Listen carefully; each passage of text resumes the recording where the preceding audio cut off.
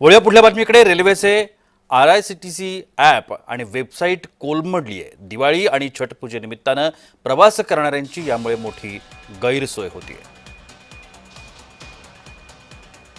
IRCTC ही रेल्वेची अधिकृत website आहे, ज्या वेबसाईटच्या माध्यमातून तिकीट बुकिंग करणं हे अत्यंत सोपं आणि सहज शक्य झालेलं आहे। ऑनलाईन तिकीटच्या बुकिंग करता IRCTC हे वेबसाईट हे ॲप अगदी आता सहजगत्या वापरलं जातं।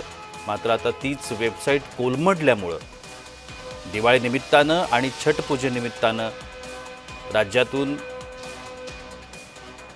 आपापल्या ठिकाणी इच्छित स्थळी पोहोचणाऱ्या सगळ्याच प्रवाशांची गैरसोय झाली आहे।